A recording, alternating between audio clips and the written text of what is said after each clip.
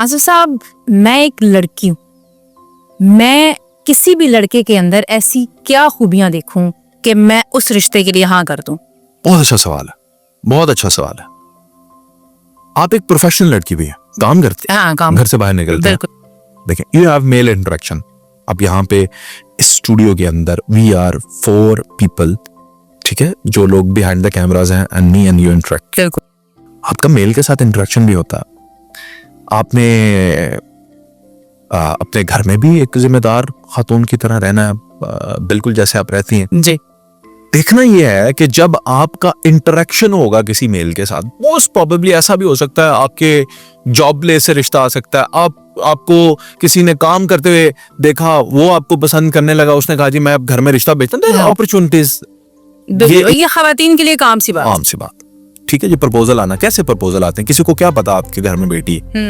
मासिवा मोहल्ले के लोगों को, जब लोगों को पता चलता है, लोग वो कहते हैं जिसका आर बेरी हुए थे। अच्छा, अब रिश्ता आएगा। देखिए, मैं सजेस्ट ये करूंगा कि जो मर्द, क्योंकि आप इस फील्ड से हैं जिसे प्रोफेशनली आप प्रोफेशनल खातून है, जो मर्द भी आपके साथ ऑनेस्ट और लॉयल होगा ना, वो रिश्ता ही भेजेगा। उसकी पहली निशानी ये है कि उसने रिश्ता भेजा, even if he knows you. मैं अब जो बात कह रहा हूं उसको समझना।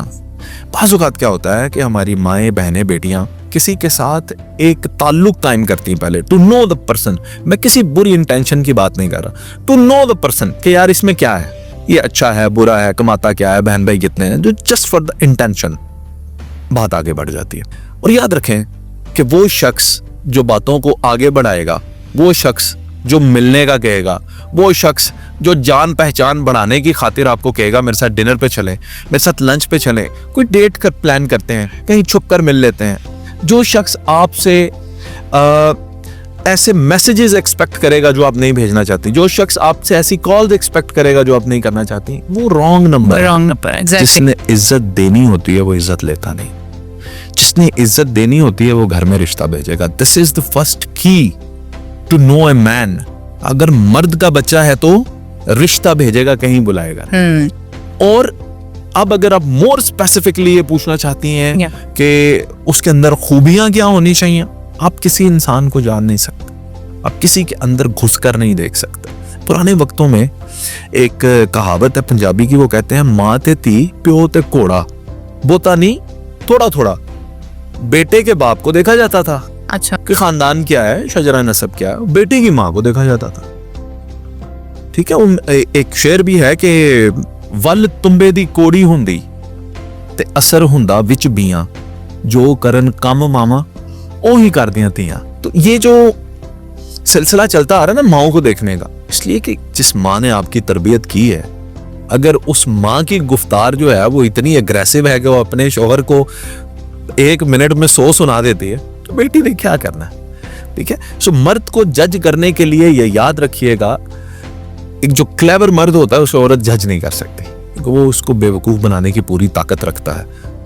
तो only thing which I told you is कि ये देखें कि उसका तरीकेकार क्या है। खानदानी मर्द कभी भी आपको उस तरफ नहीं लेकर आएगा जिस तरफ ये खाने की ऑफर्स हो, टेलीफोन पे बात करना हो, व्हाट्सएप का कनेक्शन हो, मीटिंग्स हो, वो इस तरफ नहीं लेकर आएगा। हत्ता कि हो सकता है वो आपके साथ बैठने वाला बंदा हो, दिन में 6 घंटे जिस तरह आप ऑफिस में काम करती हैं, वो आपसे कतअन उस मौके पे, उस मौजू पे बातचीत को बढ़ाने की कोशिश नहीं करेगा, वो रिश्ते की तरफ जाएगा। और यही खासियत है अच्छे मर्दों की।